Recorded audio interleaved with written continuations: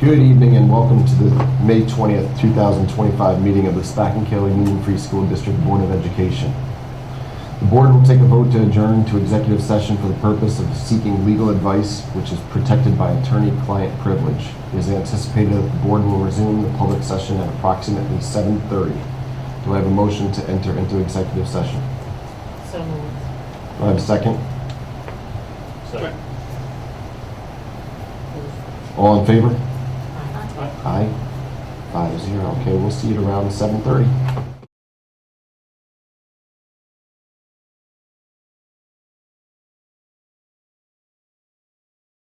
Welcome back to the May 20th, 2025 meeting of the Spakenkill Union Free School District Board of Education. I'd ask you rise and recite the Pledge of Allegiance.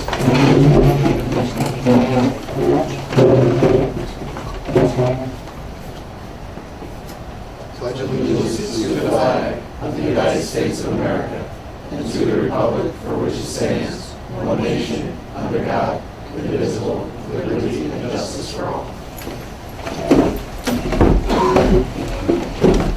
Thank you.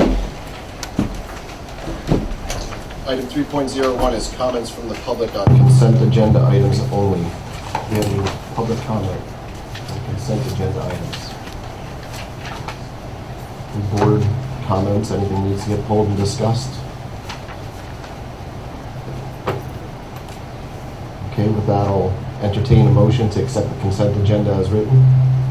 So moved. Do I have a second? All in favor? Aye. Passes 5-0. So that brings us, oh, sure, absolutely. We actually approved a new teacher. Mr. Lanzoni, I didn't prep you, but you want to tell us about our new PE teacher? Sure, I wrote a little something. I wasn't sure if Kenny was going to be here, but he promised that he's going to watch the meeting today. So the process for hiring a new phys ed teacher, it was long, thorough, and incredibly thoughtful. We reviewed over 100 resumes, did 30 screening interviews, brought 11 candidates to a committee for interviews, observed demo lessons, and held final interviews with Dr. Fanuelli. That's why it's incredibly proud that we're here tonight to appoint or recommend Kenny Herrera for our physical education position at Nassau. Mr. Herrera is not only joining our faculty, but he's also coming home. As a former student at Nassau and a proud graduate of Spakenkill, Kenny knows firsthand what it means to be a Spartan. And excuse me, I get a little emotional when I talk about former students. Kenny was a 7th grader when I started here in 07, so I've known him from this tall all the way up to a grown man, and just really proud of who he is and what he's become. As a student, he stood out for his dedication, his work ethic, and his natural leadership ability. And I think those characteristics have carried over into his professional career. After graduating Cortland, Kenny came here and he coached a couple varsity sports for us, and he also substituted at the high school and middle school. And at that time, he showed a strong ability to connect with students and had really signs of being an excellent educator. Over the past 3 years, he has deepened his experience. After coaching for us, he applied for some positions in the local area, didn't get a position, applied for a position in Ithaca, had no connections in Ithaca, no family, decided to move on, and he knew he needed to gain some experience in teaching and coaching. So he made that leap. And we were sad to see him go at Spakenkill because he was one of ours and he was a great coach for us. But I think that experience going north, teaching and coaching, he coaches a couple varsity sports there and teaches at the middle school and high school. I think that really built a strong foundation to be an excellent educator. Over the past 3 years, like I said, he deepened his experience in both teaching and coaching, and we are really thrilled that he has chosen to return back to Spakenkill, and we were thrilled that he applied for the position. It was definitely competitive. A lot of strong applicants, and I'm really proud of the way he handled himself each step of the way, and he definitely earned it. Kenny, we're so proud of you. We'll welcome you back. You embody what it means to be part of Spack and Kill family. And we really look forward to the many ways you will inspire and support our students. So congratulations.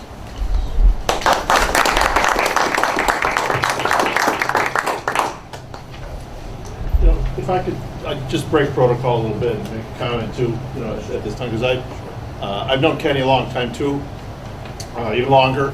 And my son Mark, my second youngest son Mark, started school in kindergarten in Spack and Kill. I've known Kenny ever since, and couldn't feel more strongly, you know, in support of the decision that's been made. I know it was made, have the utmost respect for the way the decision was made, but just so happy for Kenny and his family. I think Spack and Kill is the real gain, is the real winner in this. You know, he's going to be a terrific educator here, I think, and enhance our coaching, you know, program in so many ways, and just very happy. So I just wanted to break protocol just a little bit and offer my congratulations to Kenny and to the district in its process, its rigorous process. So congratulations to everybody. Great, thank you for that. Welcome home, Mr. Herrera. Okay, that brings us to 5.01. This is our second runoff vote for the Duchess BOCES board. So I'll read the ballot again. This is a runoff vote for one seat to fill vacancy with the term beginning April 23rd, 2025 and ending June 30th, 2026 on the Board of Cooperative Educational Services. The trustee or Board of Education of each component school district by resolution may cast one vote for this vacancy. So again, we have Mr. Mark Fleischauer from Rhinebeck and Mr. Bryce Holland from Poughkeepsie. How do we want to have a discussion? Do we want to maintain our previous voting? Maintain. I'm good maintaining. Yeah, I appreciate that as well. This could keep going on. Everybody keeps voting the same way. One district was unable to vote last time, so there's 13. So with this vote, hopefully there'll be an odd number. Right. Maybe have one This vote. is one district being Right. So it was 6-6.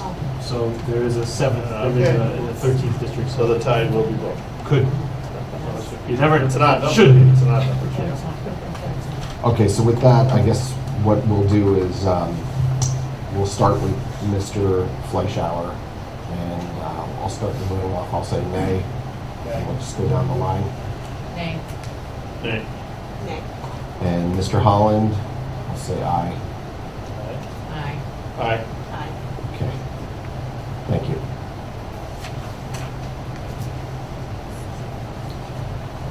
Okay, that brings us to item 7.01, EV bus transition plan and Clean Green Schools presentation by CPL.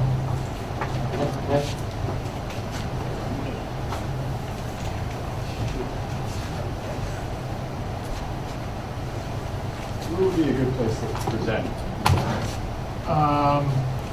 Right here's fine. Right, kind of where you are. Okay. Yes, that See works the for camera us. behind you? Yes. Because that'll be. Okay, yeah. Hi, how are you?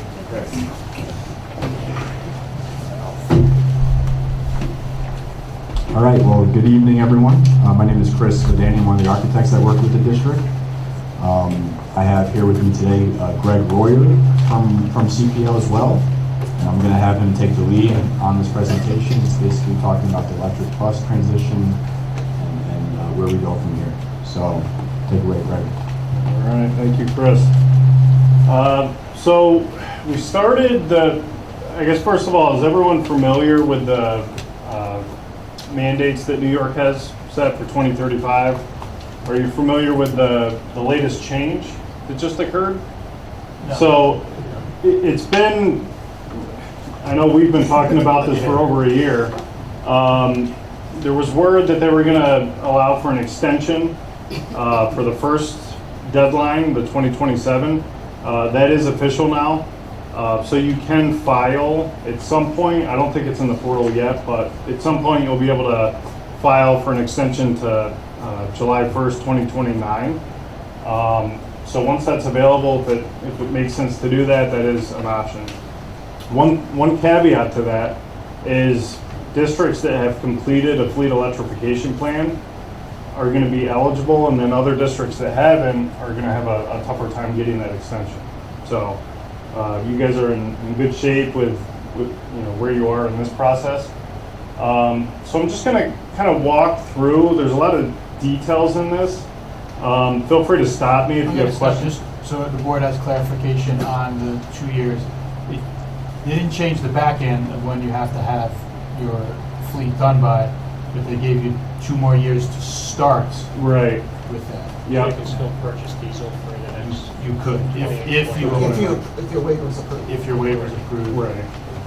But they want to see your plan. It's not simple to get the waiver, but I just want the Yeah. clarity. The back end hasn't changed. It's just, but maybe it will. But that's where we are with that.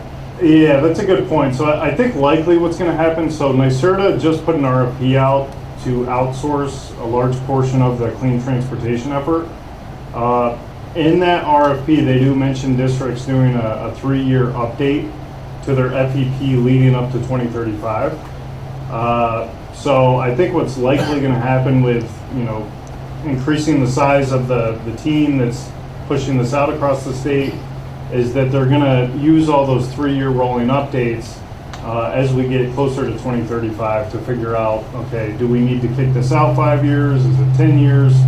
Where are we in that process? So we've got a window to get some of this done, but the state is, from what we've seen, going to keep the pressure on districts to keep this going.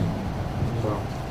There was legislation being presented that they're trying to make waivers in general for smaller school districts. Do we know if there's been any movement on that? So the feedback we've gotten is that's dead on arrival. So we've seen a couple over the past 3 years get introduced, but haven't gone anywhere. So that's what's expected with that one. Some of the talk also was for the real rural districts that have large miles to cover. Yeah.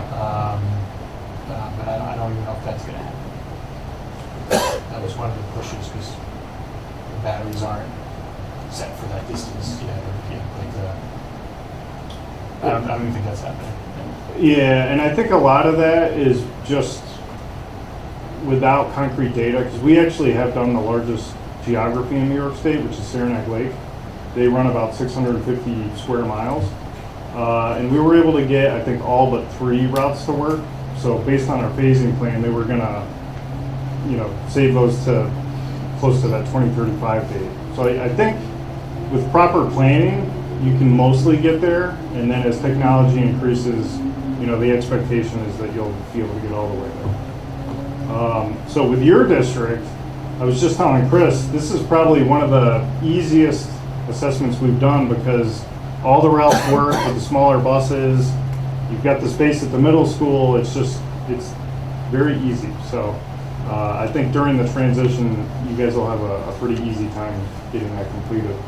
So I'm actually going to just jump ahead here. So as part of the fleet electrification plan, we take all the routing data, the utility information, what utility data we can gather to determine what size feeders coming to in this case, the middle school. And then we collect all that data, run it through a routing analysis to help us determine what are the minimum charger sizes we can get away and what are the minimum bus battery sizes. Should I be holding this differently? Yeah, touch close. So, in the case of Spackenkill, the smallest Class A or short bus with the smallest available level 3 DC fast charger will work for the district on all your routes. So that's good. It's easy. It's less utility upgrades that need to happen. The cost of those smaller chargers is a lot less. Obviously, the smaller buses come with a lower cost. So yeah, pretty straightforward. Any questions on that? Okay. As part of the assessment, we also look at managing the charging network. So, when you have your AM and PM shifts and the drivers are plugging into the charger, we don't want them just you know, getting max charge to the battery and, you know, unplugging when needed. We want to manage the electricity that's going to that battery, and that's done through a charge management system or a CMS. So the energy models that we run, if you look at the bottom chart, it shows the unmanaged system, I think it's about 250 kilowatts, and a managed system will bring you down to about 50 kilowatts. So it's not a huge increase on the district's electrical demand. So from a cost standpoint, Val, you're not going to see a huge increase on your average daily charge profile, which is good.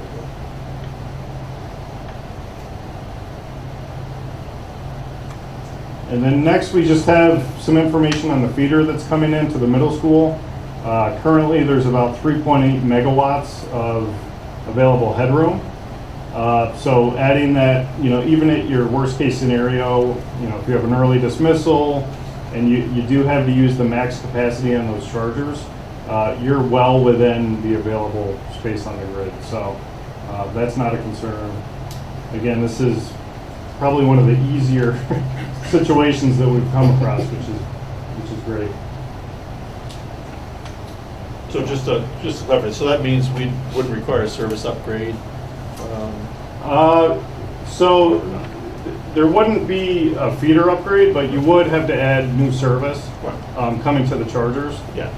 There'd be, But I mean, from the main trunk line, whatever they call it. Right. Yeah. Yep. Nope. Wouldn't need to change that. Nope. That would all be good. Now, one thing I will say is that feeder is in a region that, you know, we expect to see additional off-takers, you know, be added to that circuit over time. So it'll diminish, you know, what's currently available, but I think your system is small enough to, it's really not going to be a concern, you know, between now and when the upgrades need to occur. If you notice on there, you probably see that there's a telephone pole or a power pole right where kind of where the dumpsters are at times, so that's where the buses are, so access is luckily kind of right there. Yeah, it's super easy, and I think we have it on this next one where the line's coming in to the left of the drawing. It's just tapping in, and then to the bottom right, that rectangle basically would be potentially proposed battery storage unit, and then transformers and new service that would be required to energize the chargers. So you've got, you know, where you currently park, it's just a matter of reconfiguring that space and adding in those dual port chargers. Now obviously this is a really rough schematic, this isn't a final drawing, but you know, the civil team that's currently working with the district, they took a look and they're confident, you know, just expanding this existing drawing will be pretty easy for the space that you have over there. Yeah, that's that utility pole that Mr. Van Miller is speaking of right there on the left. Yeah. Center left. The bottom line is the short run. Yeah, really. So, Right here. That's the utility pole right there. We tried to set this up with the last capital project by making those parking spots bigger and paving them in the hopes that this is where it would land.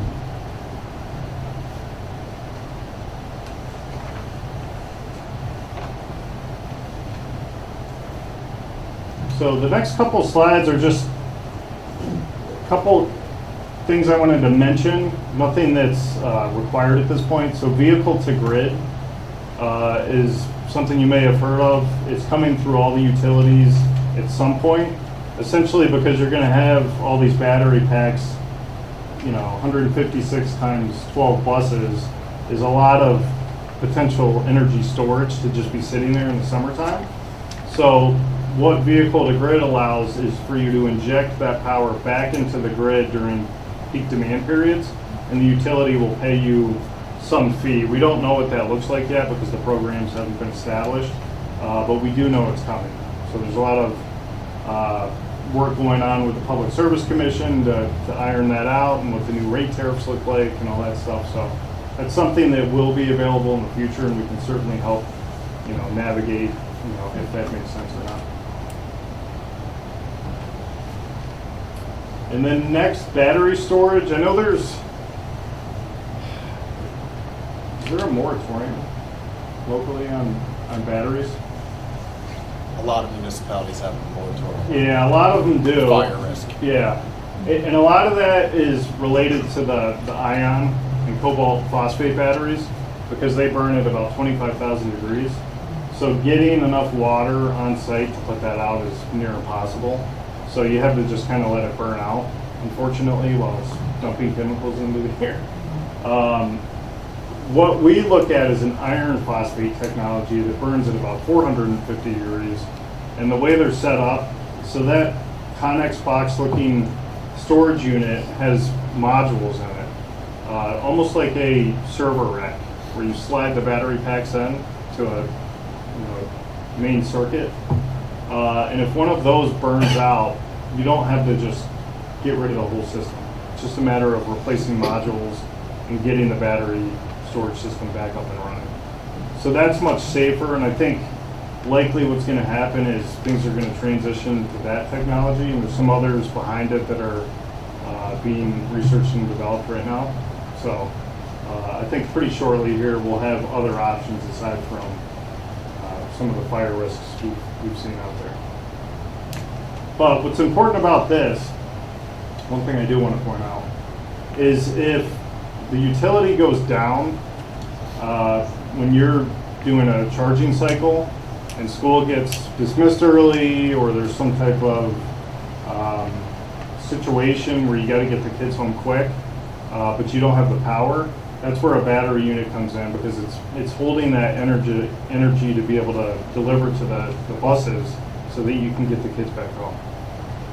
Without it, depending on the frequency of outages, and if it falls on a day that you have that situation, early dismissal, whatever the situation is, then it's calls to parents to come pick your kids up because the buses are charged up and off.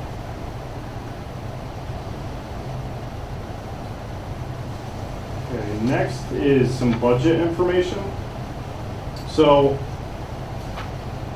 the two columns on the right, one's got with and without incentives. So really the breakdown is with a battery storage system and available incentives, you're looking at about a $2 million upgrade for the district. Now, one thing I will say about the incentives is the way they're structured, they're expected to be taken over time, not all at once. So if you tried to apply for all the available incentives through the state today, they're going to decline you and say, we'll give you enough for one bus and a couple chargers and do the following year. So it's got to be staged over time, which I think is easy enough just based on your situation. It's a pretty straightforward system, can easily be upgraded. One thing I would suggest is starting with doing that service upgrade, getting some of the underground conduit in place, and then you can just add chargers as needed over time.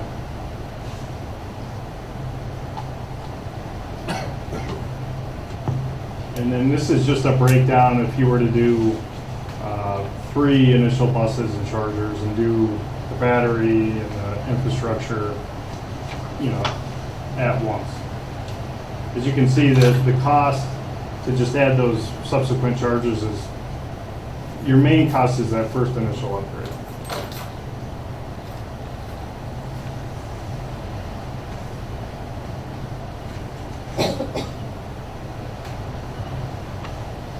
Any questions? This is just a breakdown of some incentives. So NSBIP, or New York State School Bus Incentive Program, that's what covers the delta between the fossil fuel and electric bus. It also covers chargers as part of the program. And because you've done this and you're listed as a priority district, your incentive per charger is $55,000. So I think in most cases it will cover the majority of the cost of the chargers for this.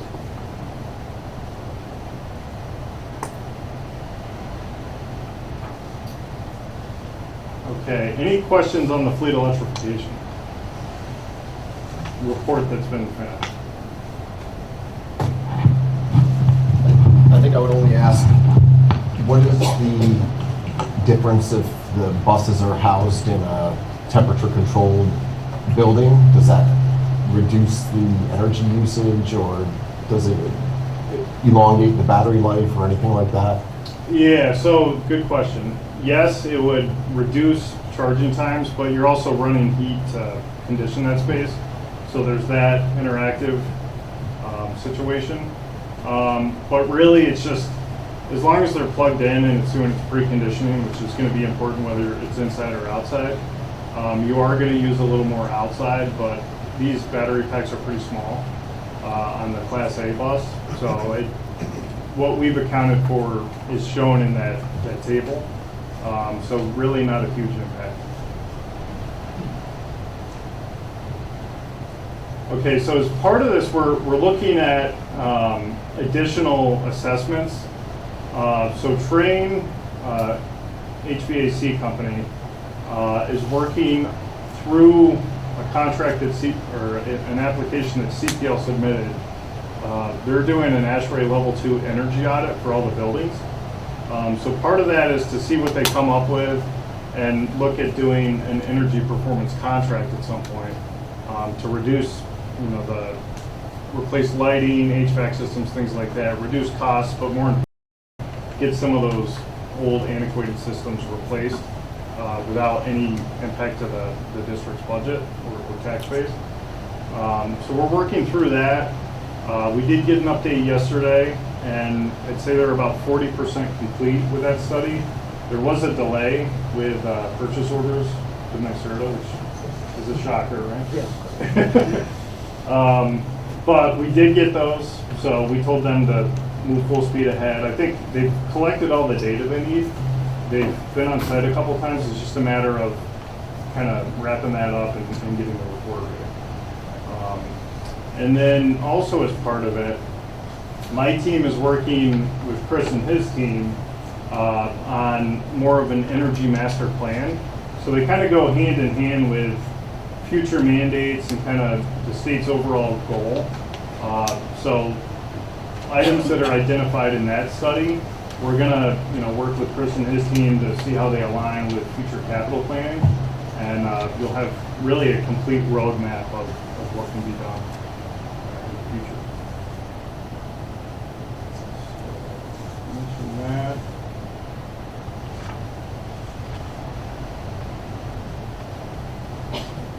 And then as part of that overall energy master plan, we'll look at additional clean energy sources. I know the district has a fair amount of solar now, but we'll see if that can be expanded at all.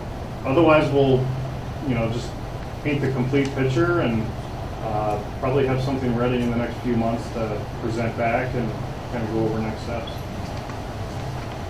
I think that's it. Thank you, everyone, for having us tonight. I really appreciate the time. Any final questions? What are the dates, the kickoff and the purchase order received? Say again? What are the dates? Oh, okay, yeah. So the purchase orders were received on April 9th. We had a kickoff call. It's not really a formal kickoff meeting. NYSERDA calls it that, but really it's a 10-minute call to say, hey, I'm your project manager from NYSERDA. If you have questions along the way or need any help on our end, feel free to reach out. So that's happened. That's what prompts them to issue the purchase orders. So at this point, we're going to do our assessments, and then once that gets close to being final, we'll report back with an update, and then that'll go to NYSERDA for approval. And then once that's approved, you've got your final audit and energy master plan.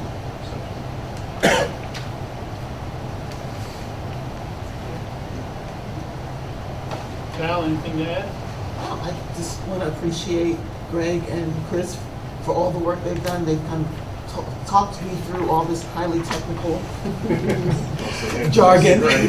Right. And I definitely appreciate them, taking the time to walk us through it and step by step, giving us a good starting point and a way to plan to do this whole conversion. And as an extension of that, get a good energy audit so that we have a facilities plan. So now we're going to have an energy plan to go along with that. Keep in mind, this does not include the buses. This is the more infrastructure. So they've also been very helpful in getting all the grants that's paying for all of this. And they will work with us to get the applications done for the incentives when we get to the point of starting to buy buses and chargers. What does the market look like in the busing, the buses right now at present? So there's about 300 buses deployed across the state. NYSERDA is hoping over the next 3 to 5 years that we're gonna be doing closer to like 500 a year. And then that's gonna exponentially ramp up as we get closer to that 2035 date. But we probably work with about 75 districts, and I'd say 10% have already purchased buses, are starting to get the chargers installed. So we're seeing movement on it, but as expected, everyone's not thrilled to be, making this big switch, especially with what's going on with the current administration. Well, Things are all over the place. About that too. Is what's going on with the federal government going to affect these projections for New York State? Not really. New York's pretty islanded from what's going on at the Fed level. I don't expect to see much change here. In fact, we're seeing a lot of energy companies start to move into New York because of what's going on at the federal level. They see New York as an opportunistic market to play in because of the way things are written. California too, or Yeah, exactly. Is there any idea what, some of the districts are pushing back on this? We have to get voter approval to purchase this stuff. If our voters just outright won't approve doing this, what does New York State have to say about that? 'Cause they're mandating it, but we need our voters to approve it. Yeah. So any information on that? It's a good question. I mean, the incentives for the charge, at least in your situation, for the buses and the chargers should offset. So if you were, going out to vote on a diesel bus, the delta that's covered by the grant should be around the same cost. And then the charger should be covered mostly. The infrastructure piece, that's the question mark, but that's a good question. The feedback that Sarah Madison gave was, just make sure you really educate your taxpayers of the cleaner air that's going to be out there. And my response was that people are not going to be sold on that excuse. So we'll see. Anyone else?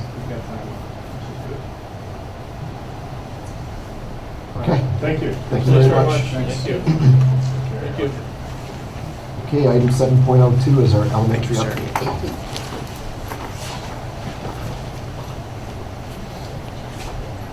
I don't think you want to give me and Eric that microphone. Right, we don't need it. So we have a couple of items that we're going to go through, just happenings at both Hagen and Nassau, and then we'll take you through some of the changes in terms of report card stuff that we've been working on. So May and June feel like there's something every day. I'm sure in your personal lives it's pretty a hectic calendar, but in school life it's very hectic. Like even today we had the book fair, we had the bike rodeo for our third graders, which is always a great event. The town of Poughkeepsie police come out and get properly size the helmets. They do all these different safety drills with our third graders. And I went out there a couple different times and they were really excited. And the town of Poughkeepsie police thought it was a very well-run, smooth event. Credit to our PE teachers and our nurse Sharon for putting that on. And then inside, everyone's going to the book fair. There's a lot of excitement around that. And then we had our practice for the Junior Spartan running team, which their 5K, unfortunately with the weather forecast on Thursday, we had to shift that. Thursday looks like the most miserable of the days, and that was supposed to be our 5K day. So we are moving it to the following Thursday on the 29th. which also happens to be concert season. But we're hoping to start the run early enough where our fourth graders, that night is their concert at 7, where the run is over by 5. Trust me, as we went through all the different dates and navigating that, we were running into so many different obstacles with other buildings or even just the field use. So we're excited to get it in. Hopefully the 29th is a perfect weather day for the run. But we have over 150 kids. So we want to make sure they get their moment to shine. They cross that finish line on the field. It's such an amazing event for Hagen. Everybody kind of chips in and it becomes a big community event. And I'll be DJing my way into the booth, and a little throwback for me. So we're excited for that, so come out next Thursday and check that out. In the midst of everything, we just finished up our testing season. So we have that window with CBT now from kind of end of April to middle of May. We did our ELA, we did our math, and we did our 5th grade science test. So we're proud of the kids and the teachers and the work they put in preparation for that. Just yesterday, our 2nd graders from Nassau came to Hagen for a 3rd grade visit. They got to meet the 3rd grade teaching team. They got to get a little rah-rah speech from me. They're all always so shocked that one of my best friends is Mr. Lynch. They're like, wait, you know him? So they're pretty excited, and they got a tour from 5th graders around the building and got to see the lay of the land. And a lot of them will come back in the summer. We do meet and greets with the 3rd grade teachers, so that'll be cool. And last week we were at Sharp. We spent 2 nights and 3 days there. Lots of cool events, and we have expanded our program there. Mrs. Kennedy added yoga and meditation to one of the stations. Miss Skorlick comes and does a STEM activity where the kids have to kind of build a bridge that's going to get animals across in nature. So we've expanded our program from the normal hikes and events that we put on. We do the Birds of Prey presentation one night, the American Revolution presentation one night, and the kids really get into it. And I remember the same guy who gave the American Revolution presentation when I was in 5th grade. He still does it. And he's quite a ham and gets up there and does a good show. So it's an amazing kind of nostalgic event for me, but a great memory for 5th graders. They get a lot of free time to go out and play. I know we talked about that with the Anxious Generation last board meeting. That is the perfect trip for it. So, and things coming up. Next week we have our Albany trip. The 5th grade is also going to the Renegades game. They do a STEM day there. So that will be exciting. That's happening on the same day. We also have the 5th graders going to Todd in the beginning of June for their tour. We have the Bronx Zoo for the 3rd graders coming up. And then, of course, moving up ceremonies is on June 20th. So lots of going on. That's it? That's it. Yeah, nothing really going on at Hagen. His is going to be no better, so go ahead. All right, hi everyone. Mr. D'Souza didn't mention, but he took Mr. Curtis this year. I did, yes. Mr. Curtis, I don't know who he bunked up with, but you can tell he's still a little bit tired. So he did have some late nights there at Charlotte. But yeah, a couple things I wanted to update everybody on. Mr. D'Amato, who was here, was a big help in getting our school garden put in. It's at the end of the 2nd grade hallway. We partnered with a company called Land to Learn at Vassar College who has helped us kind of get that garden going and all the excitement associated with that. So the students were getting their hands dirty. Another thing that's kind of connected with the Anxious Generation, we actually have an area just to the left of the garden that literally is for kids to dig in and kind of get their hands dirty. So that was exciting. We also had our Music in the Schools assembly from Mr. Andreas. It's our version of a Nassau kind of concert. Each grade level, we're always amazed with what he kind of has them doing. And then, it's always a big surprise with the staff drum line, which seems to kind of grow every year. This year, he had light up drumsticks for us and glow-in-the-dark shirts, so that was pretty cool. We saw Detective Cohen at Alex's Lemonade Stand. We made a bunch of money for charity, cancer research, so thanks for Dutchess County Sheriffs and also Town of Poughkeepsie PP for being there and supporting the program. That was an excellent event. And it's been really busy with our incoming kindergartners. So we had kindergarten screening, which is always a really exciting day. We continue And so in COVID, we started hosting it outside, and we are undefeated with weather. And, I do not. Why would you say that? Because it works. Because it works every year. We also invited our pre-K students to the Nassau Book Fair, and they got to, for the morning, kind of follow along some kindergarten students who were their, kind of their mentors, which was neat. We had our Creation Station presentations. Dr. Mulford was there, Mr. Farrell, Dr. Danieli was there. That's a new thing that we're doing, which is it's optional. It's work outside of school, but we kind of wanted to see what kind of interest there was in students kind of making their own inventions. So we had mechanical hands, we had Morse code, we had my personal favorite was a homemade Papa Shop, which was pretty cool. Kids shoot baskets. And we have a new club starting up called the Movement Club. We kind of set off. Mrs. Howard and Miss Bornstad. Originally, we were going to kind of do a primary version of the running club at Hagen, and we met with Mr. Almwick for about 5 minutes and realized that probably wasn't the best idea. So we turned it into kind of a sports club, which has been a big hit. All right, so we're gonna shift gears to the presentation that's on the screen, and I started off with a little bit of background information. So several years ago, there were some modifications made to the Common Core standards, and they kind of renamed them as the Next Generation Standards. And so we knew we had to do some updating of our report cards, and we created this kind of joint Nassau-Hagen, it was called the report card committee. It wound up going in a bunch of different directions, which was fun. But so a couple things that we did on that committee, I'll back up a little bit. So Dr. Fanuelli had us read a book over the summer, the administrative team, called On Your Mark by Thomas Gusky, who's kind of an assessment expert at the University of Kentucky.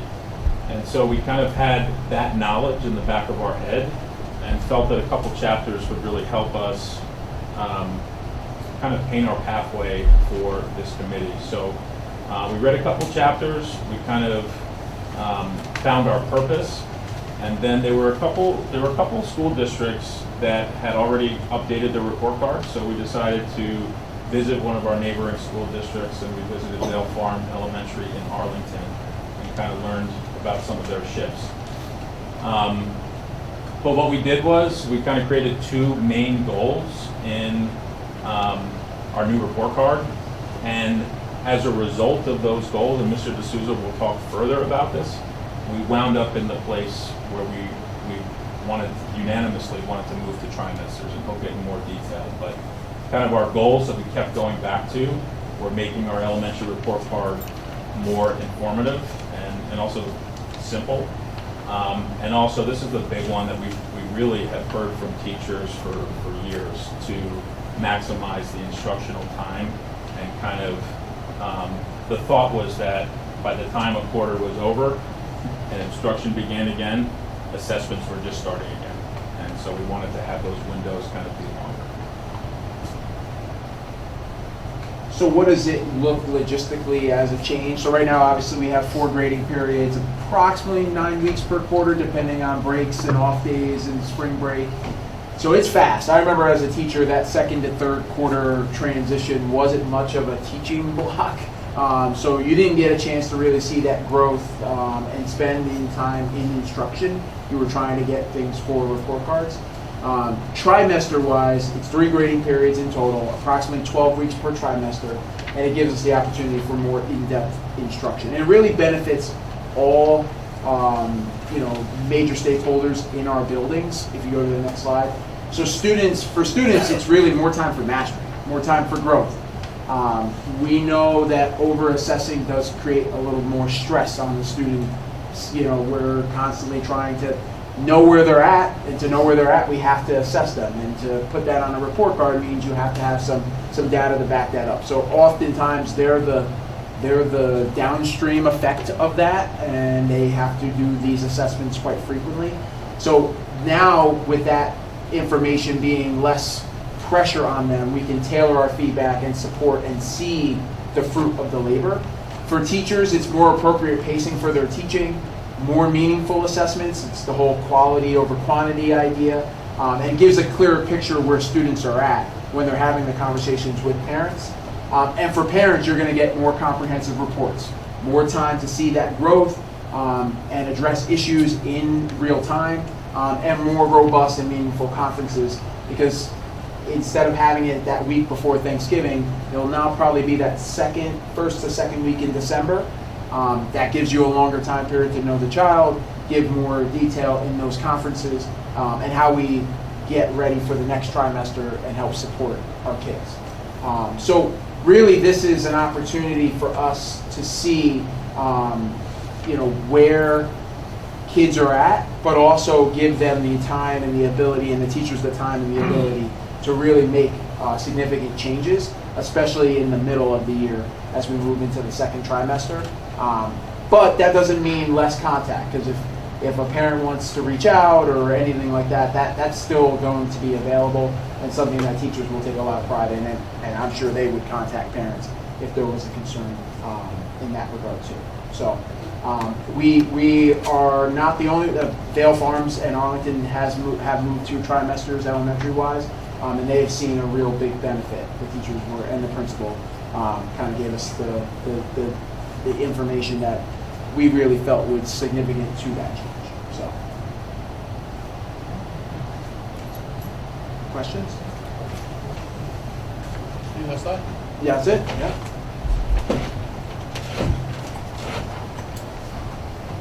So this should be implemented next year? Yes.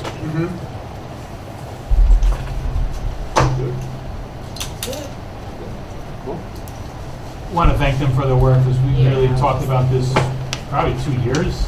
It's been a 2-year committee. Just didn't want to do it without the proper, due diligence, and doing that site visit, I think, was a great idea. And this probably fits, everyone was in agreement, but we thought it was worthy of a board presentation, because it's different. How long has Vale been doing it? I want to say 2 years. Like that. Yeah. Enough time to see. Yeah. See it take root. Yeah. Great. Thank you. All right. Thanks. Thank you. Thanks for your work.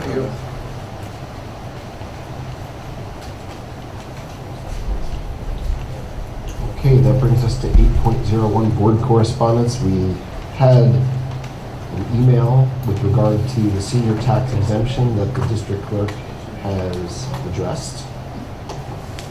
8.02, comments from the public on non-agenda items. Any public comment on non-agenda items? Okay. 8.03, comments from the board. Anyone?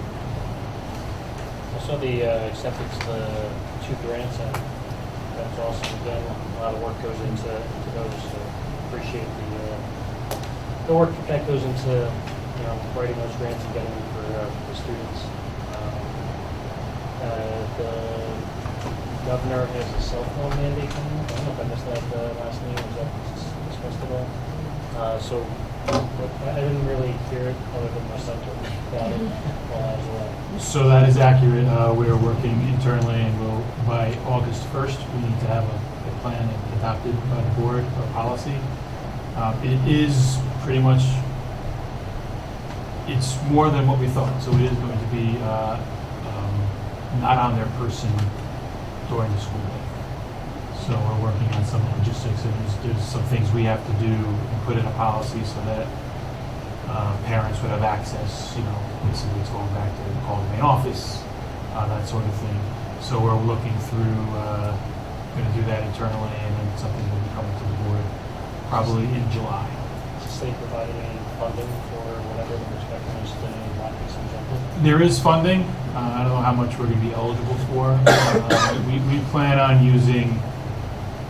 We have lockers, so it seems as if that's what the principals are sort of leaning towards, but we haven't flushed that out yet, but it looks like, you know, if they want to bring their internet-based phone, smartphone, into the building, they'll have to put it in their locker or somewhere from bell to bell.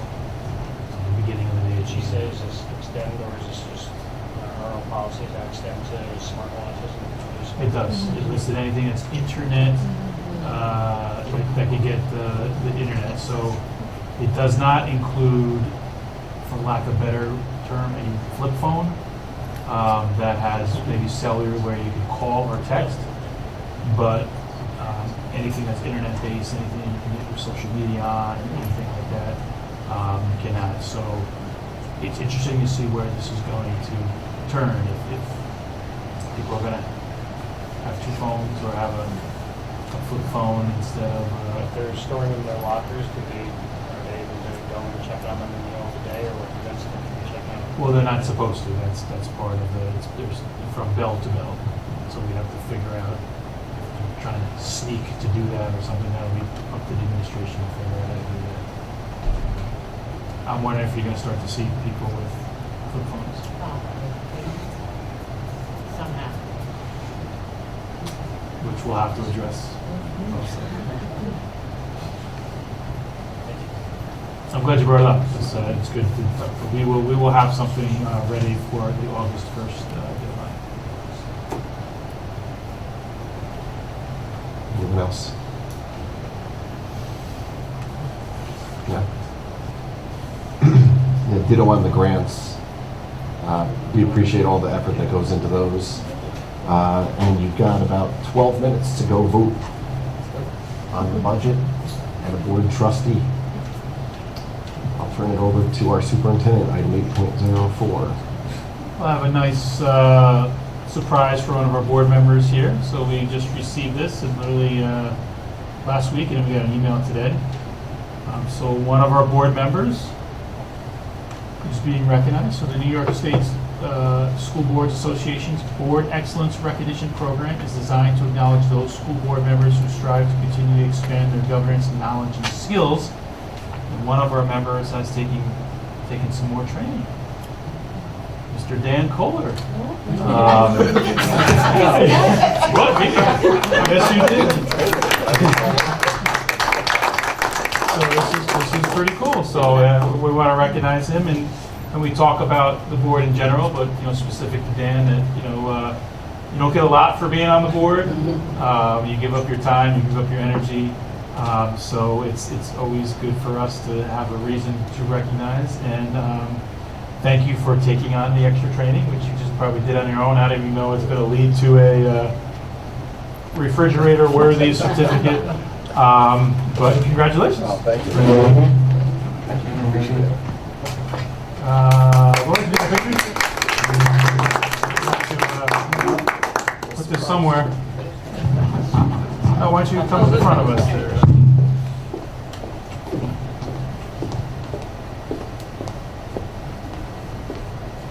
3, 2, 1. Thank you. That's yours. Other than that, like Mr. Kohler said, if you haven't voted, get out and vote. You probably will see this after the vote's closed, but thank everyone for coming out today and voting. It's a great weather day, and hopefully everyone got out that wanted to. Okay, thank you. So item 9.01, motion to adjourn the meeting. Do I have a motion? Do I have a second? All in favor? Aye. This is 5-0. We'll see you next time.